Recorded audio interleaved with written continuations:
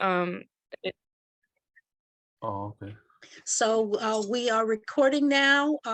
This is the tribute to Kwame Ture. It's November 15th, 2022.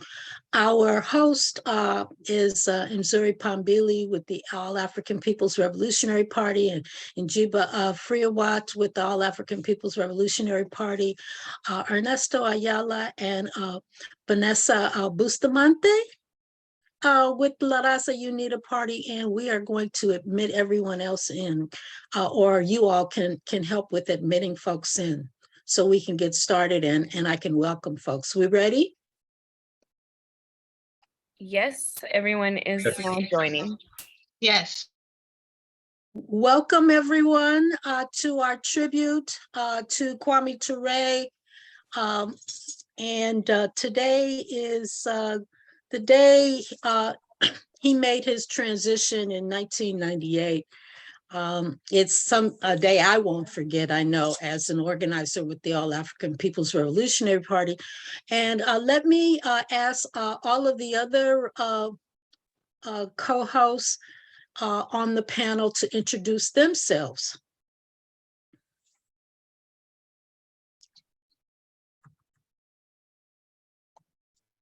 Hello, everybody. I guess I'll wait. Okay, wait. Just okay. Thank you, sister. My name is Ernesto Ayala. I'm the chair of the Raza Unida Party, and I'm honored to be here. I had the honor of meeting grandfather, ancestor Kwame Ture when I was very young.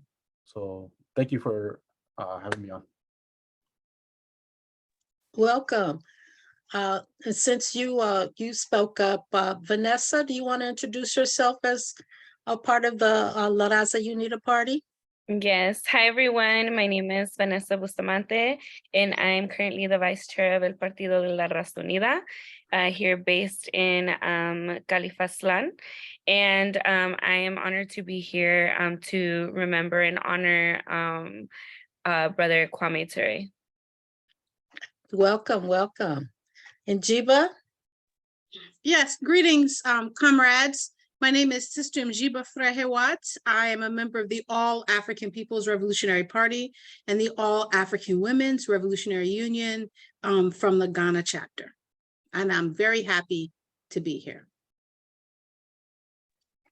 So thank you, everyone. I couldn't let this day go by. It was just kind of itching at me that something live needed to happen.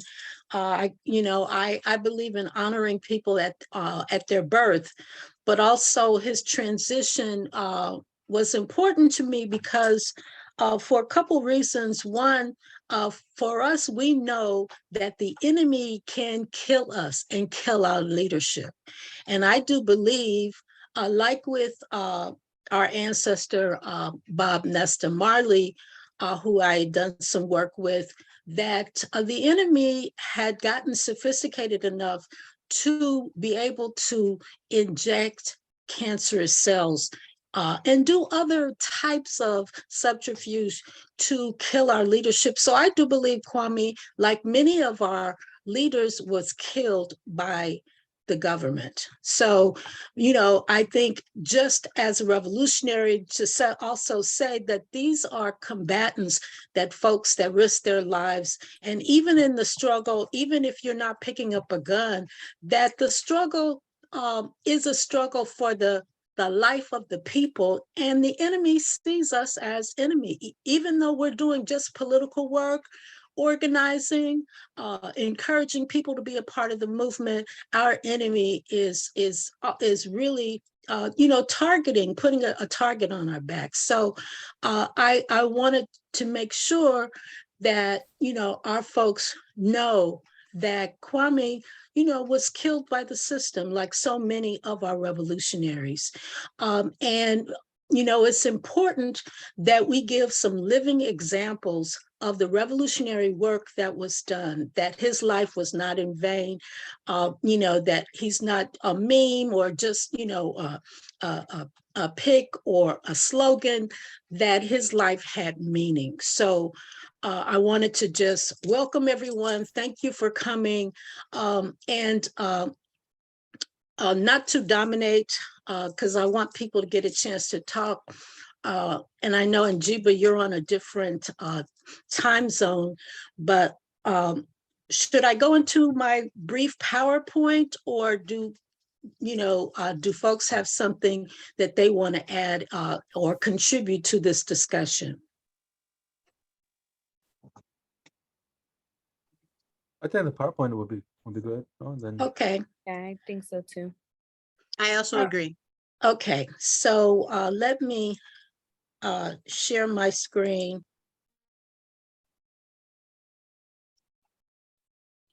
And go into the PowerPoint. And it's just something brief that I put together just to talk a little bit about some of the key things that we may not talk about a lot, but that Kwame had an influence in terms of the movement.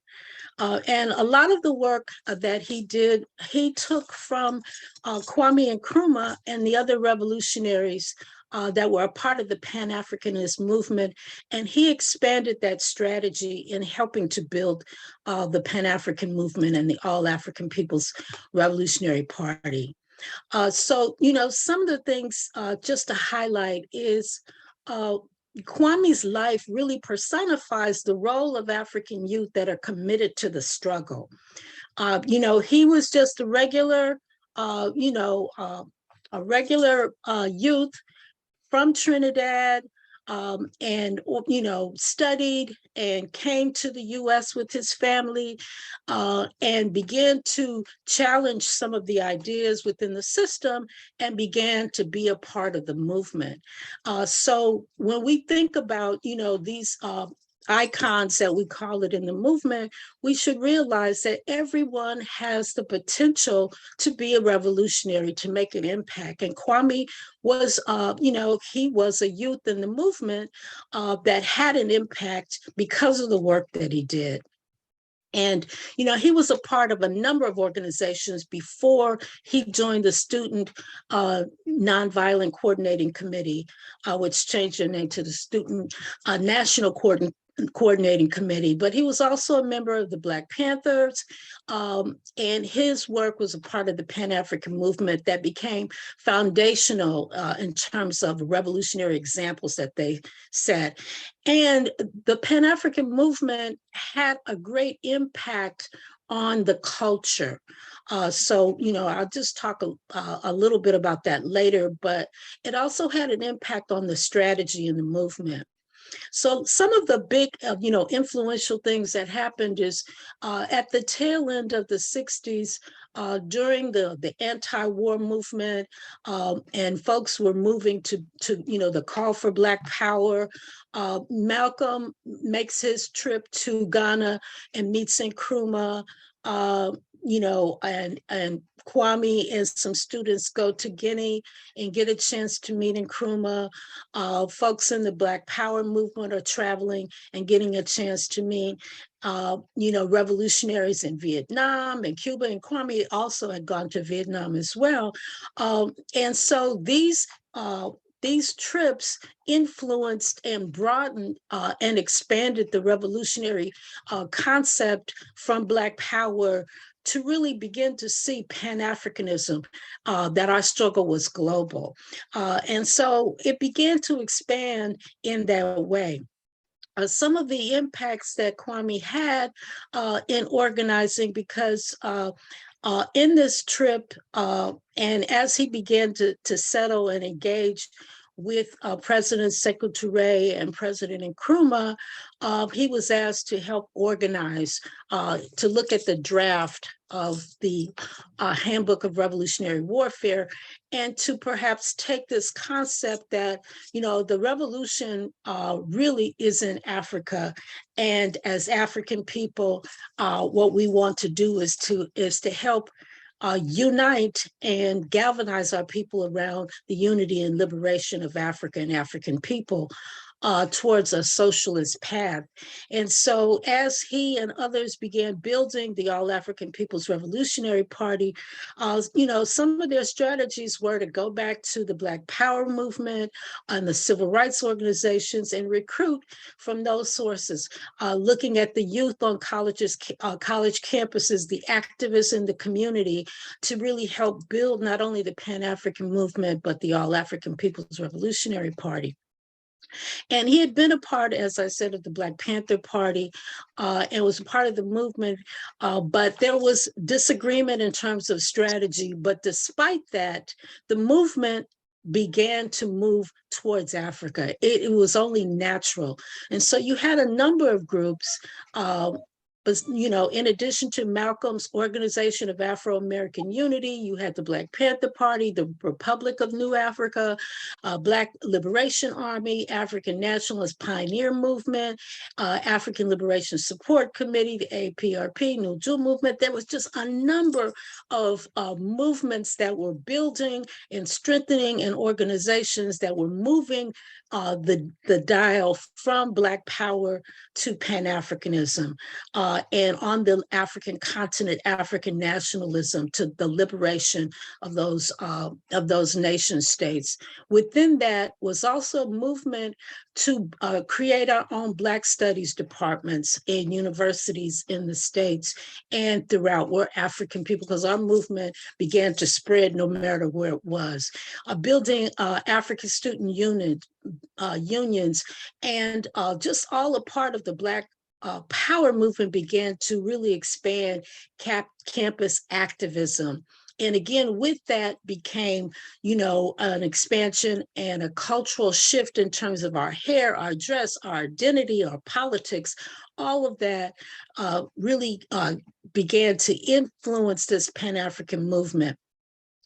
And following Nkrumah's message, which was a core of Pan-Africanism that Kwame took, was Africa is one continent, one people, one nation. The notion that in order to have a nation, it is necessary for there to be a common language, common territory, and common culture has failed to stand the test of time or scrutiny of scientific definition of objective reality. We are one people as African people. So that was the foundation. And again, although there were differences, folks began to see the connection between revolution in the United States, in Europe, the Caribbean, and Africa, and saw that this struggle for Pan-Africanism is wherever African people are, from South Carolina to South Africa. One of the contributions folks may not know, because there have been some comments about Kwame, didn't like women, or he put women down and snick as such, is that in the All-African People's Revolutionary Party, and as building this movement, women were already known as the backbone of all the movements. And Kwame was one of the key activists in our party that pushed for a women's wing for the All-African People's Revolutionary Party and building the All-African Women's Revolutionary Union. He was an advocate to make sure that women were in the forefront of the recruitment drives and other of the key coordinating activities in the APRP. He led, positive action so that women could play a role in not only coordinating work, recruiting and directing, but also he was very supportive in encouraging sisters to move to the Caribbean and move to Africa to be a part of the movement. And that was something that I think was unique for that period of time. But we have, like Sister Njiba says, she's organizing and living in Ghana is an example of that. Another example Kwame really pushed and influenced all of us is the importance of alliances.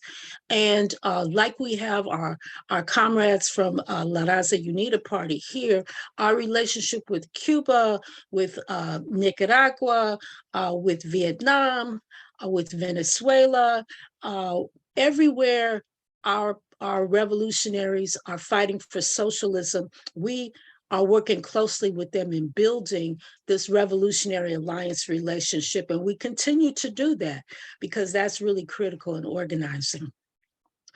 Another key thing that you'll probably remember is Kwame always talked about the masses. Our weakness is that we are disorganized. So he says that if your people are oppressed and you are not fighting to help the people, by your very act of inactivity, you are against the people. So organizing is the core of what we do.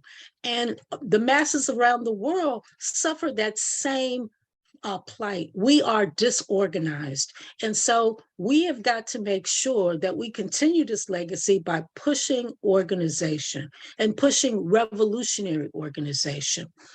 Another thing that folks may not know, and we can get into this later because I think this could take a whole session, is to talk about the importance of ideology and a revolutionary ideology. And Kwame, even within the Central Committee, talked about taking, the whole declaration to other organizations to declare your ideology. So on ideology, it says revolution has two aspects. Revolution is against an old order, and it is also a contest for a new order. The Marxist emphasis on determining force of the material circumstances of life is correct, but I would also like to give great emphasis to determining power of ideology, and that's from the book Consciencism by Kwame Nkrumah. So one thing, again, pushing ideology, and our ideology expanded from Nkrumahism to Tureism. And again, that doesn't limit us. We also are close with our comrades in Guinea-Bissau, and Amilcar Cabral made some great contributions in terms of the ideological field, but talking about what set of ideas guide and direct our masses of people, ourselves, and we have to declare ideology. So here are just some of the closing concepts, just to kind of mention, and folks can jump in and talk about them, is that above all, we have to be organized.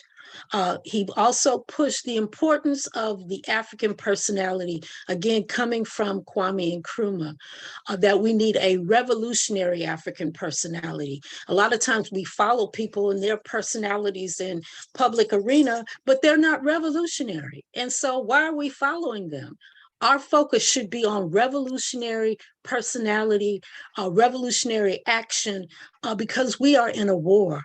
He is still, was one to push. And when we think about the work we do around African Liberation Day and how we've really continued to expand African Liberation Day, we see the importance of the African Liberation Day movement and our comrades, our alliances, whether they be the Irish Republican Socialist Party or the Raza Unida or the American Indian Movement or the Palestinian Organization, and all our brothers and sisters on the continent are all a part of this African liberation movement. Class struggle, one of the key things, and also the struggle against neocolonialism, is something that we have to begin to really break down, because this insanity over elections that fix nothing in these bourgeois capitalist societies is a subterfuge.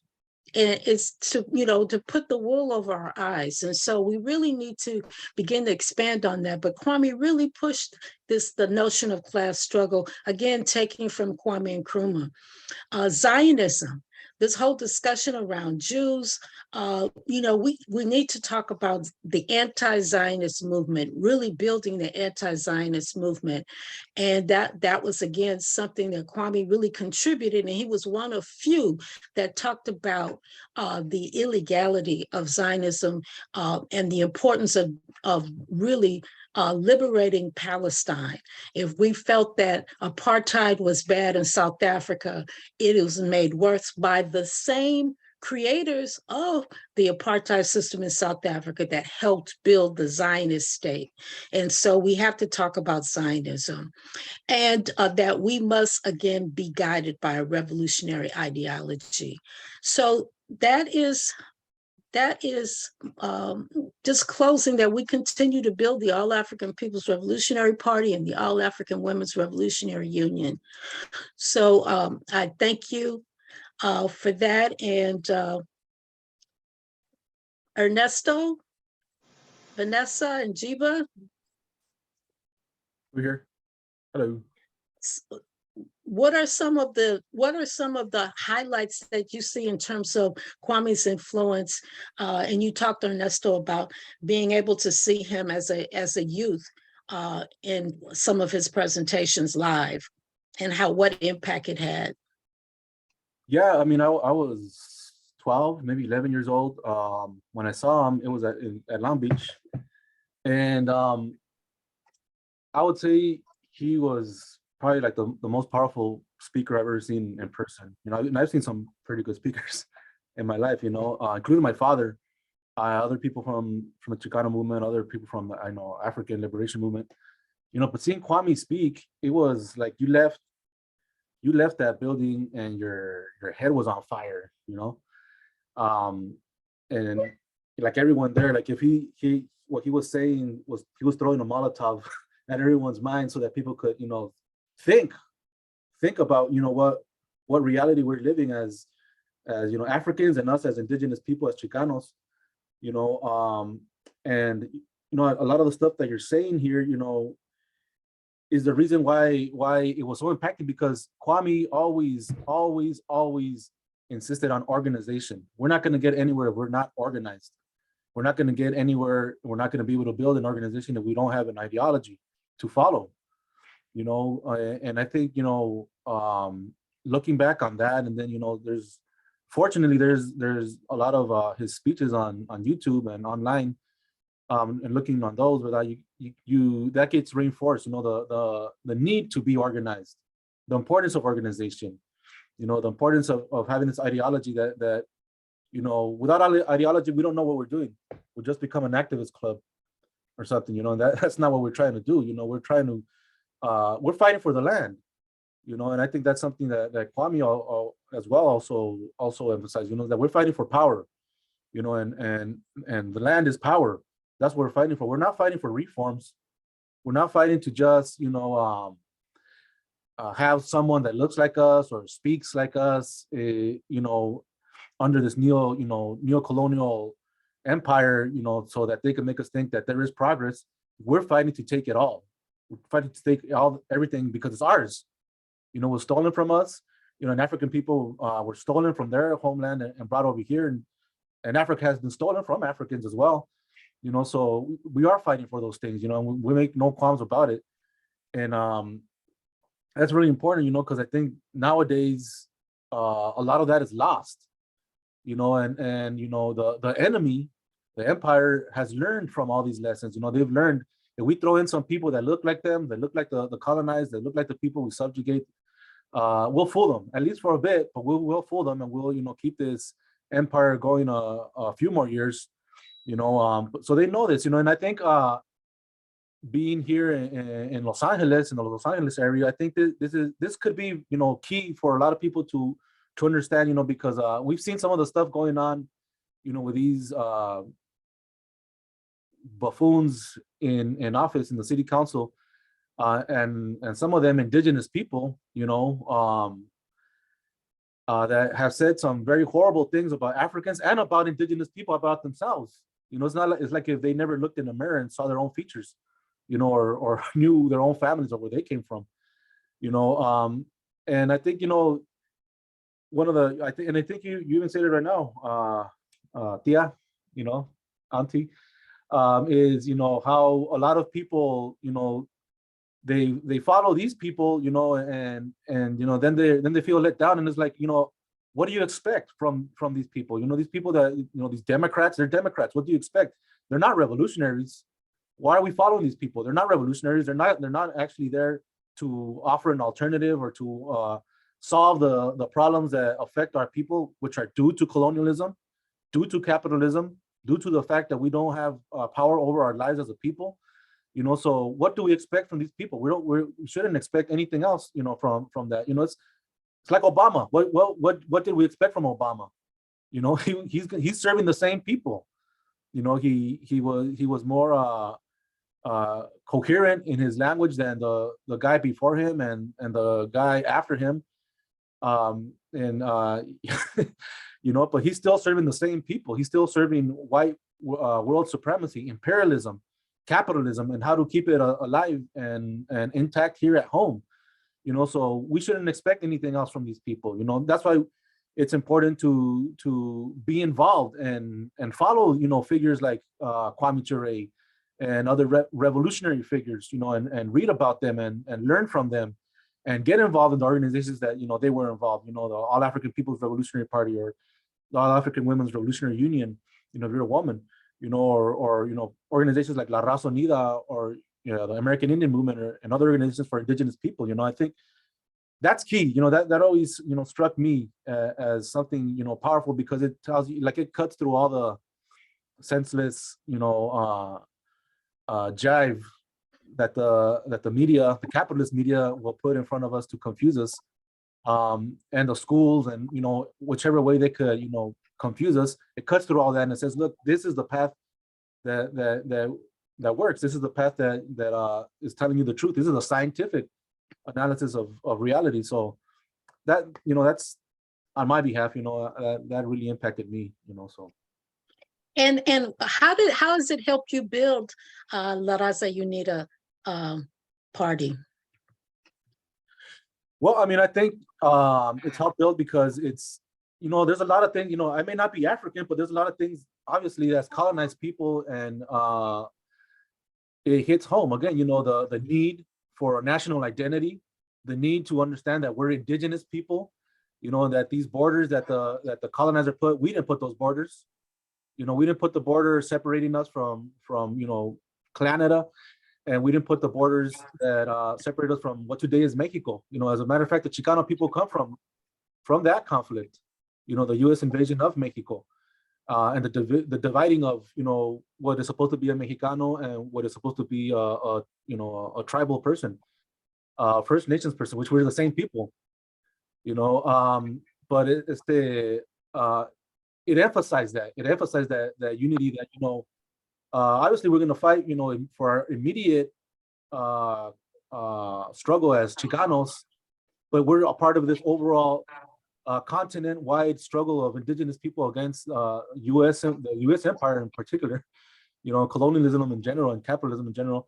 But it clears that up, that I might be Chicano, there might be someone from the Mohawk people, there might be someone in Chile, there might be someone in Puerto Rico, Boricua, but we're all one people at the end of the day. We're all one indigenous people, and we're fighting for self-determination and national liberation all over our continent. And further from that our struggle is part of a worldwide struggle of indigenous people, of oppressed and colonized people and working class people, to completely change the face of this earth, to a society in a world where humans don't oppress other humans, and we see each other as sisters and brothers that we are, and with, all our other relations, in the world, non-human, as they might say,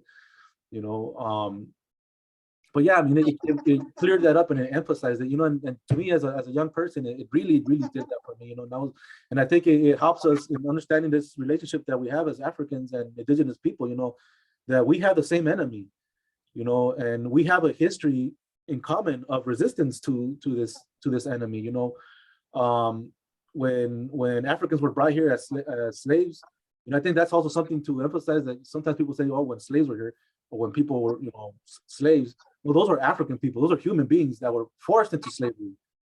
But when people were made into slaves and brought here, a lot of them would escape to the indigenous peoples, and there was, wars and battles fought, united indigenous people and Africans against the United States, like the Seminole Wars, etc. There was also, the independence. Obviously we weren't completely independent, but the independence here in the Southwest and what today's Mexico and all of that, was indigenous people and Africans uniting against Spain and ousting Spain, on the battlefield. And that included the Southwest, where those battles were fought. And and after that, slavery was made illegal in Mexico, which included the Southwest at that time. And as a matter of fact, in Texas, one of the sparks, probably the main spark that led to the conflict there, was that these European immigrants kept coming in and having African people as slaves, and the Mexican government, not that it was perfect, obviously, But the Mexican government kept telling them, it's clearly in the Constitution and you agreed to it. That's illegal. What are you doing? Let these people go. And they were like, no, it's my property. You're imposing on my freedom. This is my freedom. And then they took that and they started their own little, problem there, So that led to what was known as the War of the United States and Mexico.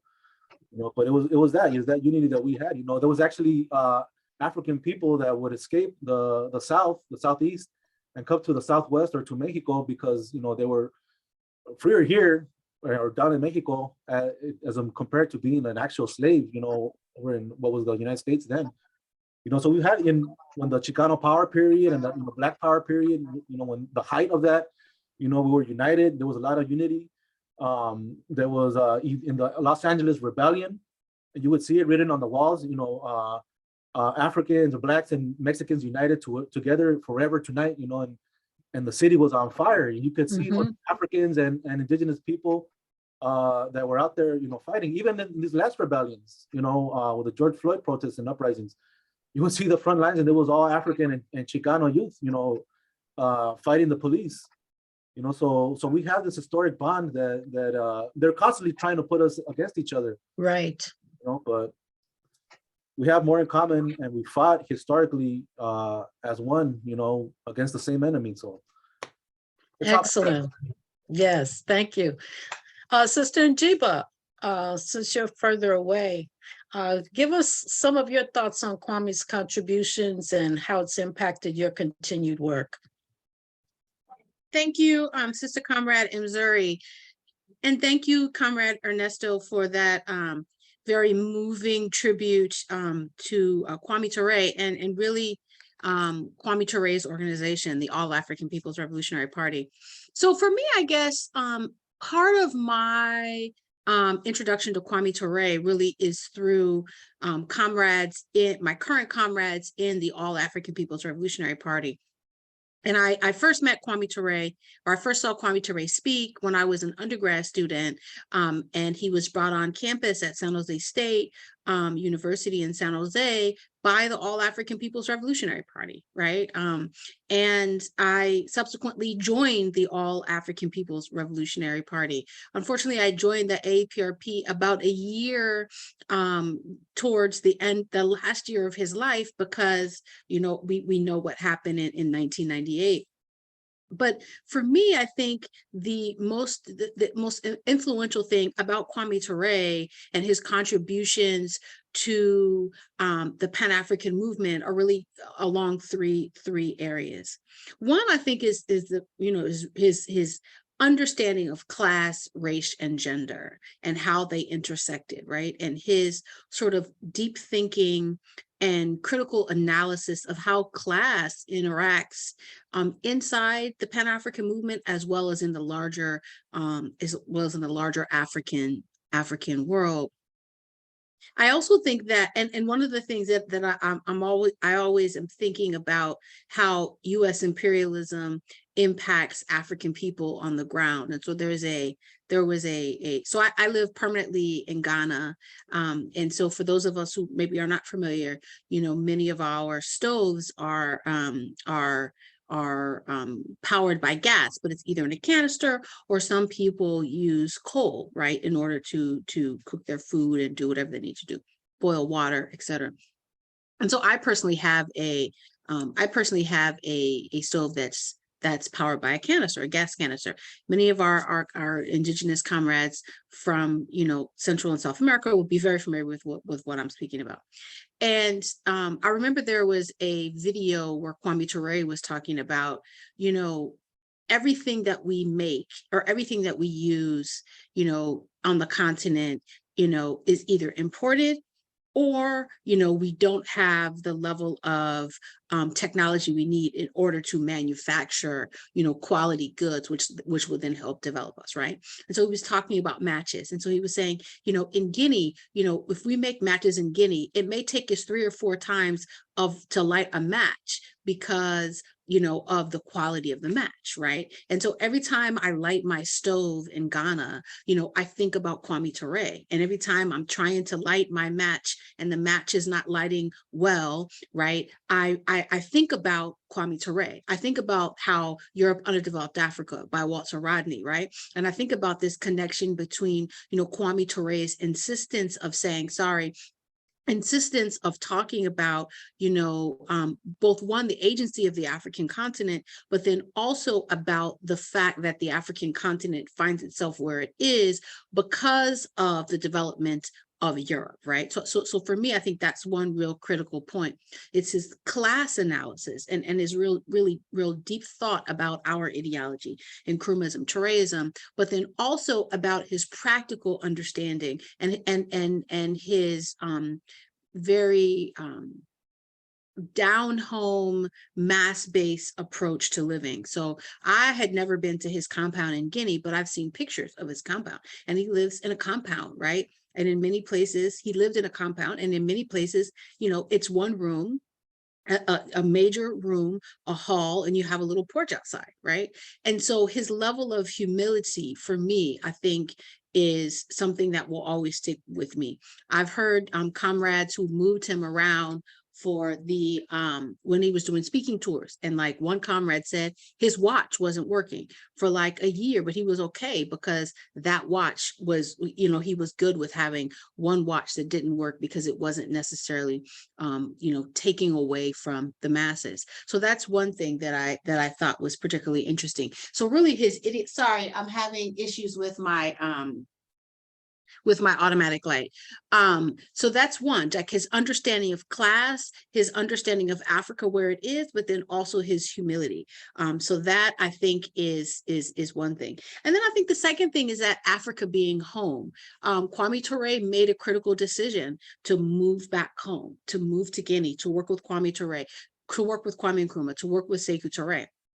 He could have stayed in the US, you know, he could have been, somebody who was making a lot of money. He could have been, you know, a civil rights or Black power icon in the US, but he made a conscious decision to move back home.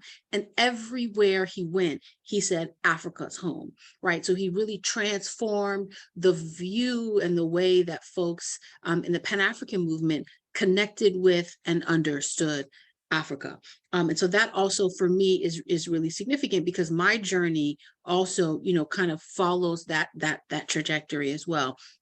And then the last thing that I'm going to say before I turn it over to Comrade Vanessa is this question about Kwame Ture's relationship to understanding with sort of the people's class and the anti-people's class, right? And I think that this is important because when we think about when you're living in spaces where it's very difficult to tell who's in the anti-people's class, those folks who are against the masses and who's in the people's class, right? It's not as easy to kind of to develop a plan, to examine, to think through, to have conversations about political institutions that are operating. Our comrade Ernesto spoke about voting and Democrats versus Republicans and who is perhaps on the sides of the masses, right? And so Kwame Ture would be really clear about saying that some are in the people's class, some are in the anti-people's class, right? So if you look across the African continent, for example, you have the petty bourgeoisie that are in control of many of these governments, very much tied to the West. These folks are clearly part of the anti-people's class. They're not part of the people's class. And so Kwame Ture was real clear about who was part of the anti-people's class and who was part of the people's class, right? And I think this is something that we have lacked clarity from recently in the last 10 years. And then lastly, I think, which I think is particularly important, Comrade Ernesto spoke about this, but the collaboration amongst struggles, I think Kwame Ture is really clear about, right? We had, you know, Kwame Ture spoke very clearly about our Palestinian sisters and brothers, right, in the struggle in Palestine. Kwame Ture has always, you know, had allegiance with our Chicano, Latino, Latinx, you know, comrades from Central and South America, right? Has always been clear that we must connect with Cuba, right, and the Cuban revolutionary forces. So even tied this back to the Afro-Asian solidarity movement, right? And the anti-imperialist movement that's been occurring globally over the last, 60, 70 to 100 years.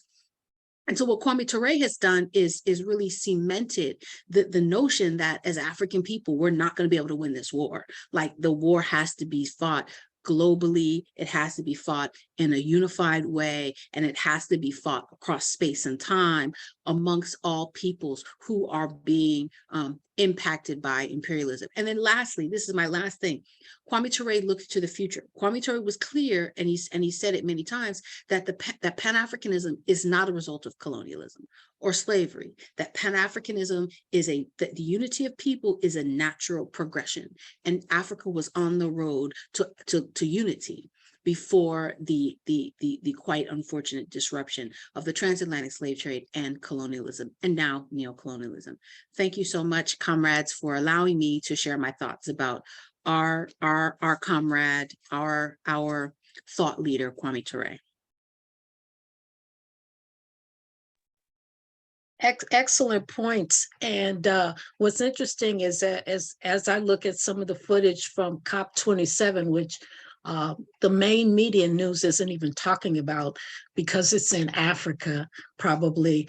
But you can see a global movement that is really heading to become, and I think it's an anti-capitalist, anti-imperialist movement, because the main purveyors of pollution are the capitalist countries, and folks are becoming clear. So without even saying it, blatantly, we're building it's a natural progression to fight against capitalism and imperialism, because it's killing the planet. It's drowning and flooding our peoples in various parts of the world, and we have no other alternative but to unite to destroy it. And so I think it's really an on point, that closing statement about this natural progression of fighting together. So I think that's a very solid point. Sister Vanessa, do you have any comments before we open it up to our audience? Yeah, most definitely. I think I'll share my biggest understanding, and I think in terms of honoring Kwame Ture, is just the way in which he went into a lot of educational spaces and went in to inspire, and also kind of impart this consciousness on students, right? And being in these spaces. And I think for me, as someone who has worked in education, is an educator, for me, that is something that we need to see more of, because the students in a lot of educational spaces are getting bombarded with identifying and instituting and being part of this capitalist imperialistic society, and they don't even know sometimes that this is what is being imparted on them, right? And so having him come into these spaces and really empower students to think critically and consciously of things that they were being taught, and also things that were happening in the community, and to the people that I think education says they like to look out for, but they don't, right? The people in the communities, the workers, and really having students come into that space in that understanding. I'm recalling one of the videos that I saw of a speech that he did in Georgia. And the student, he's talking about nonviolence, and this student comes up and says, I think I think violence is barbaric.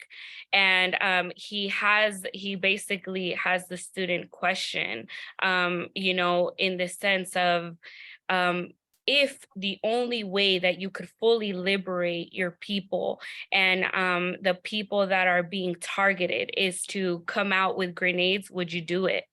And the student just is taken aback and almost kind of swallows his own words, because you can already see from the student that he is so disassociated from history, from understanding the history that probably his family faced generations ago, and he has been washed into believing that everything is fine, that everything is good, and that we can continue on in this way that the system has created him to continue on in, right?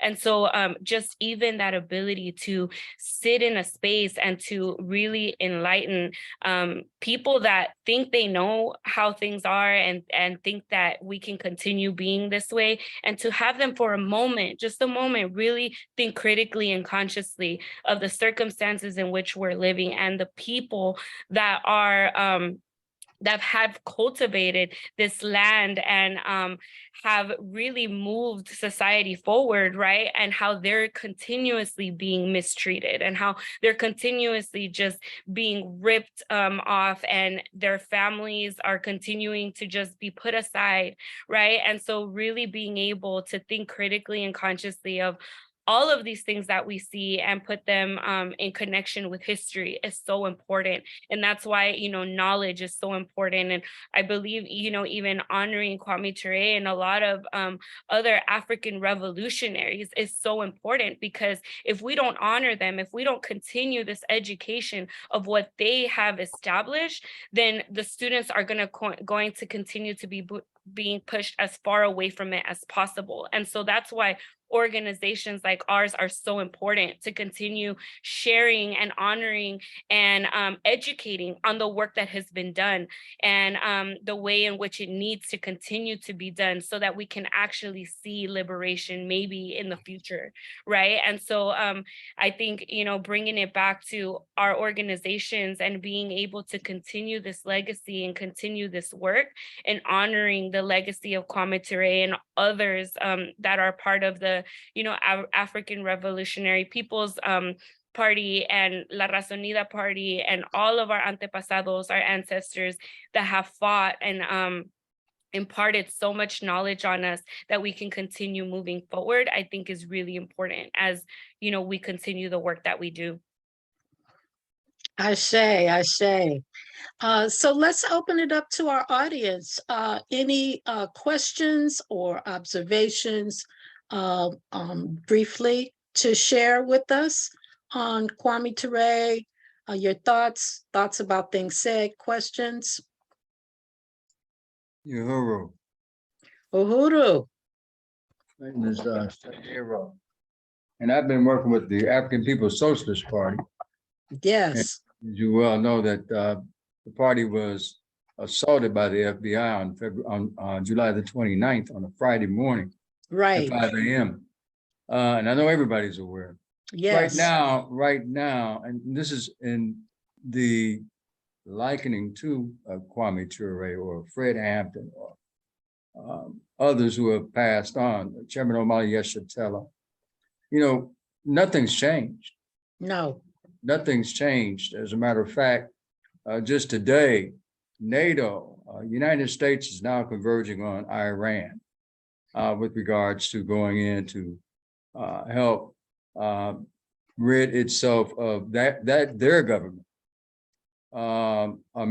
Africa, over in Eastern and Western Africa, to protect European and United States interests as they suck the resources and the blood out of the people, as they've done us, kidnapped and still held at gunpoint. Everything that this country does is heinous and at gunpoint.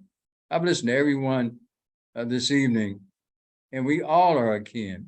My biggest question is, when do we begin to really coalition all organizations? We know that there are boule in every organization. We know when I say boule, there are agents that look like me, look like you in our organizations. And in fact, these are the ones that set us up, just as the chairman was set up on the 29th of July, where they pointed laser beams at his chest. If he had stepped off the curb wrong, they would have shot him, they would have murdered him, just as they now have jailed and sentenced Grandmaster Jay. We all know about that. These things that are going on. He's in for 7 years plus. Anything to offset us growing our own militias, us growing our own self-determination prospects, us growing our own, again, self-determination with regards to building for ourselves and doing for ourselves, separate from any U.S. intervention.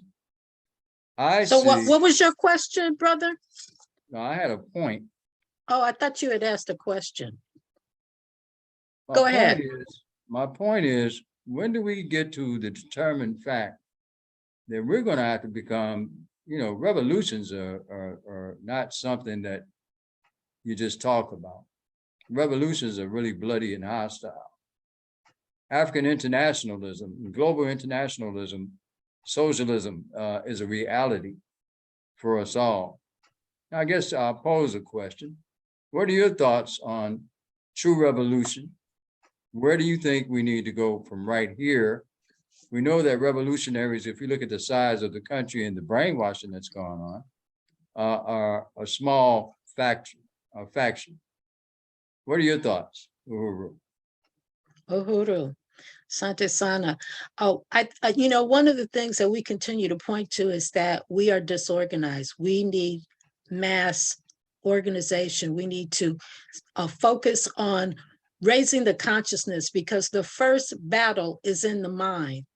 And a lot of our people, we see each other as the enemy. And even though we've increased the number of arms over COVID, et cetera, absolutely, we know that revolution is bloody.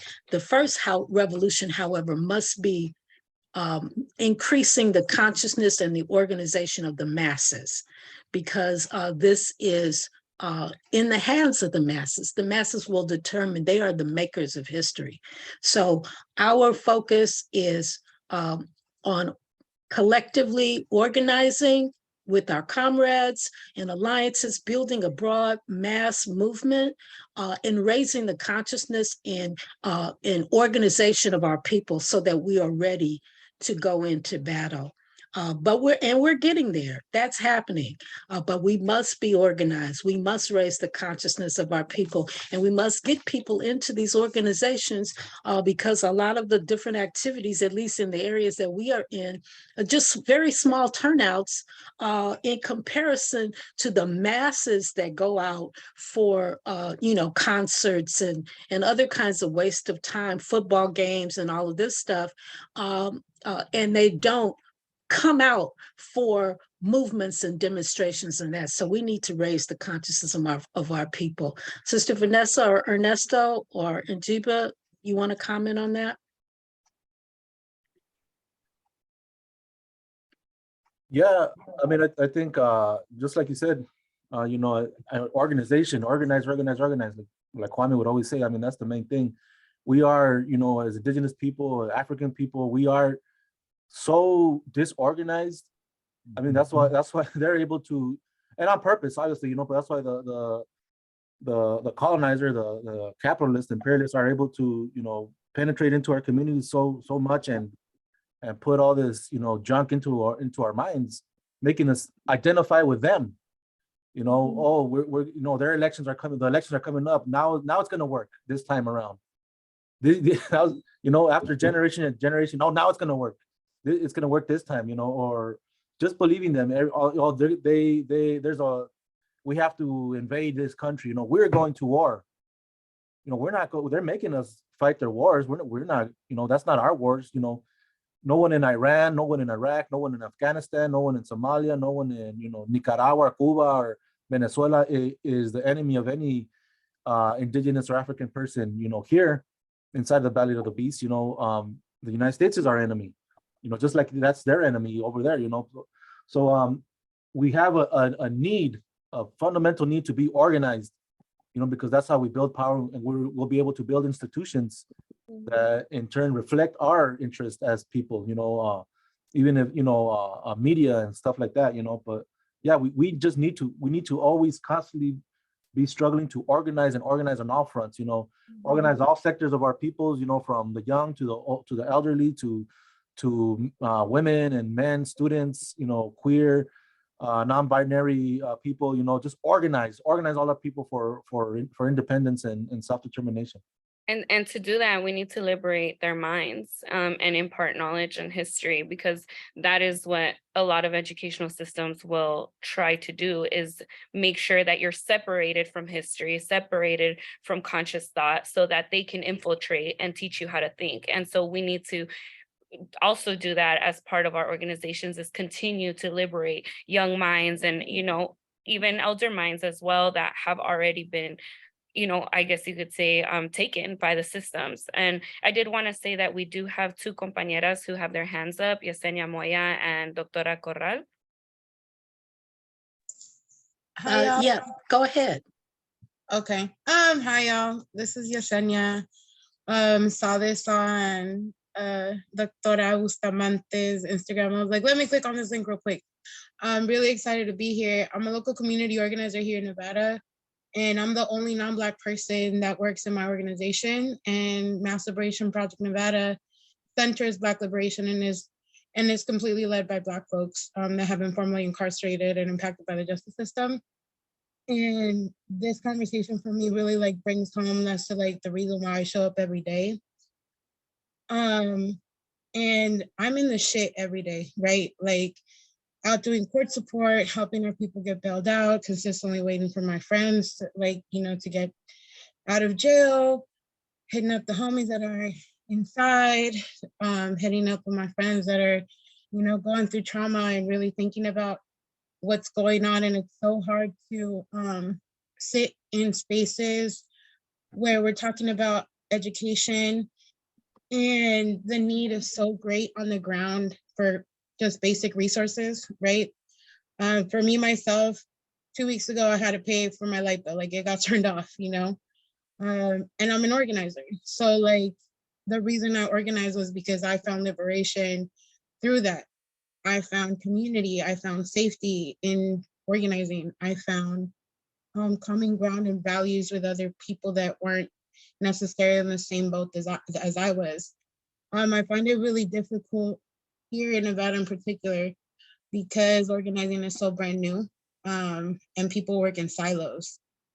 And I'm basically the only Latina that works on anti-Blackness stuff here in Nevada. Works on anti-racism stuff. And so I get a lot of shit from other Latinos about it, because I'm always talking about the anti-Blackness in our community and the way that it works, and talking about the model immigrant, right? And things like that, because I was undocumented and I grew up persecuted by the police. So I find common ground and values in the abolition movement when it comes to prison reform, quote unquote, right? Because it isn't about prison reform, it's about completely like getting rid of that system. And I find this conversation about Kwame and just wanting to learn more about his views when it comes to intersectionality. Like, I really want to dig more into that because that conversation needs to be had. I find a lot of the times that it's difficult to show up because people don't know why I'm there. They don't understand why a non-Black person is interested in getting rid of anti-Blackness. They don't understand why a non-Black person is interested in Black liberation. And in the same instance, other Latinos don't understand the same things. Like, they don't understand why I would give a fuck. And it's so hard to have those conversations. So finding language and finding other folks that like know, I really do appreciate the space. So like, if y'all got any resources or anything that I could hand out to my folks on the ground that I could really like start showing to, my people here, like that, I would hella appreciate that. Thank you so much. I know the comrades Ernesto and Vanessa will reach out. Also, you can reach out to us. We have comrades in that region and in New Mexico that are really building there. So you can also reach out to us and connect, because we need to build. And like you said, we are in silos, and COVID didn't help that. It worsened that situation. So we really do need to expand our reach, get back on the ground, even if we can connect their silos and, find a way to reach and support and build. So thank you for your comment. We have maybe time for one more. Yeah, Doctora Corral. Yes. Hi, can you guys hear me? Yes. Yes. Oh, good. Thank you. I'm so proud of everybody being on here, and I appreciate this because Kwame Ture was the world to me. I grew up in the 90s in a gang in the West Side, and it was the funniest way that I could possibly learn about him when I was a teenager. Was I was at the Arizona State Fair. I was surrounded by all my friends, my homies, and everything, and Ice Cube, and there was like another rock group with him, Alice Cooper, right? And so we're all there and we're listening to this concert, and a riot starts to break out. And in the neighborhood that I grew up in, there were sometimes at the high school there was black and brown going against each other, but whenever white people stepped in, we all seemed to unify.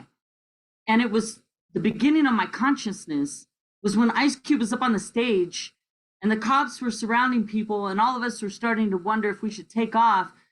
That all of us, we pushed back against the pigs and they left. Ice Cube grabs a microphone and he starts saying, "Who's got power?" And we say, "We got power." And he has this chanting like this. And we're all getting all hyped up and everything. Alice Cooper, this like rock dude, he's all standing in the corner and he's actually starting to like raise his fist. And it was really funny. And we walked away from there and we heard him drop Kwame Ture's name. I'm a teenager and I'm like, I'm just here to see Ice Cube. You know, like we're all just happy to be at a concert. We don't want to get in trouble and all these things. Well, back then we didn't have social media and we didn't have cell phones. I mean, we had pagers, but like, what you gonna do with Kwame Ture on a pager, you know? So then we tried. I literally went to the city library and I couldn't find anything. There was no books. There was no nothing. I couldn't get information on it. And so the next thing you know, it was like probably 2-3 months after that, a couple of our homies got out of prison. And we were asking them, how you doing, all this stuff. And they said, actually, that was the most reading I've ever done in my life. And we're like, yeah, what did you read? What did you read? And they're like, you know what? We almost got this confiscated, but I got it out. And no shit, it was Kwame Ture. And I was like, you guys had that in there? And they're like, yeah, and you got to read this. And that was my first experience. And I thought, oh man, this guy, he comes from some beautiful ancestors. I got to get a hold of this. And that was the beginning of moving away from my false consciousness. And then ever since then, he's been my ammunition when it comes time to combat liberalism, you know, and he has these beautiful ideas about how it is our problem if we're being lynched. It's our problem. It's the white man's problem for lynching us, but it's our problem if they have power. And I always think back to that day when who's got power, right? We got power. Yes. That's and amazing. I was like, oh man, yes. And I love it. I love it. I love calling upon his ancestors. I love that it was a moment of black and brown unity in my childhood that I will never forget. We got to bring that back. That is such a power. I didn't even know Dr. Dre threw that on like that, but that was back in the day. Okay. That was back in the day. That's powerful. Thank you for that. And I think that's, a great way to close this out is that we got the power. We have the power. We just need to raise the consciousness of our people. We need to get out there and organize and be amongst them. When I was when we were at the last Chicano moratorium, and I was looking around, I'm like, where are the people? And we got divisions. You got one event over there, you got one event over here. The enemy is working constantly. And we have to find out how to increase our reach as organizers. But I do want to thank everyone who came in, everyone who was on the call. Maybe we could talk about continuing this because we need strategies for unity and organizing. And that's what Kwame, for us, inspired us is that we need to have strategy and tactics for the revolution, and we need to collaborate and unify it because this is a massive struggle and they have access to the media. They are the ones trying to control the program and the message, but we can make our impact as well, and influence. And I always tell folks, like with the Dr. Dre, is that when you connect with folks, don't discount some of the rappers, some of the poets. Get with them, connect with them. When you feed with them and that knowledge and that education, or give them a book or whatever, you never know how they're going to integrate it into their message, because we've had those experiences throughout our struggle, and the struggle ain't over. So if anyone want to close out, I'll just say, let's continue to build and do the work. Thank all those who called in, who participated, and we can talk about it again. We're talking about doing some more work locally here in LA at the Harriet Tubman Center or wherever, trying to get the young people involved. But we're going to continue this because it ain't over. Forward ever, backwards never. Always remain ready for the revolution. Forward ever, backwards never, ready for revolution. Forward, y'all. Thank you. We'll see you soon. We're gonna we're gonna end this, Stay but sharp, we're brothers. also going to share it for other people to be able to hear.